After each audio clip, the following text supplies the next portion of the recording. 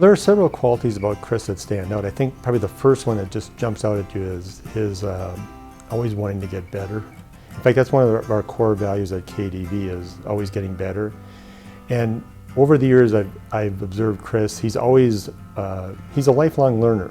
He's so well versed in a variety of subjects, almost a photographic mind for facts and figures and details. And he gives the best of his passion and talents to make this community better, especially in the area of the arts. He volunteers for a lot of boards and committees. Sometimes I even think probably too many, but it's a passion of his. And I think with that respect, when I talk about when he volunteers, he doesn't just volunteer. I mean, he jumps in, he becomes very active. Whatever that organization or committee is trying to get accomplished, he gets behind it and he tries to make a difference. I just finished serving as chair of the CentraCare Health Foundation board, and that's been an amazing experience. CentraCare is such an amazing asset to the community, and it was an honor to be part of them. I'm currently the chair for United Arts of Central Minnesota and help fundraise for some of the leading arts organizations in the St. Cloud area.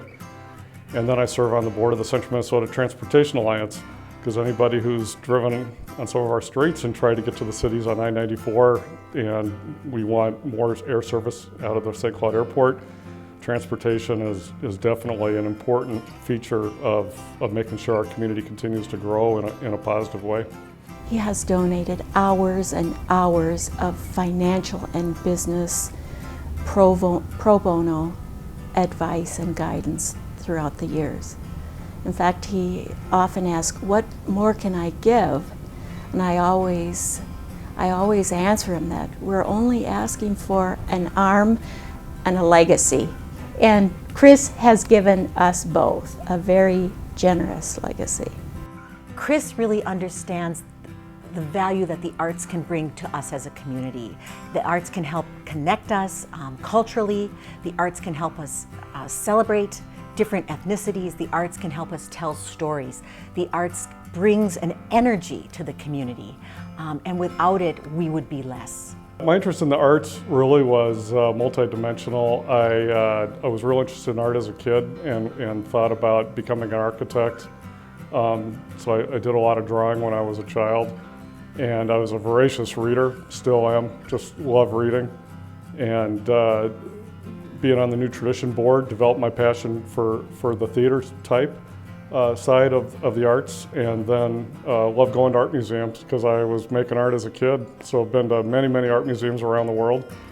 And you know, one of my life goals when I was a kid, I wanted to be like Michelangelo or Leonardo da Vinci and just be this Renaissance man of multidimensional sports, reading, art. He might not tell you this, right away, but he loved to draw. He loved to draw people's houses.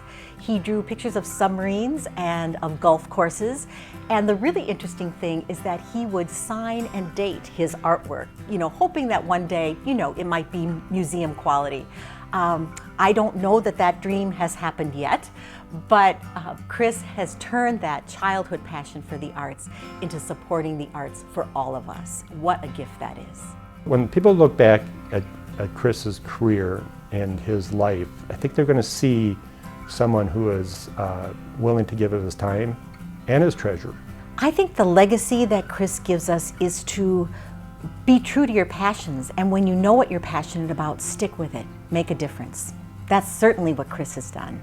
He works behind the scenes to build the systems and the frameworks to bring people together, to ensure that they all have access to moving forward, from a road to a concert, from light rail to a light opera.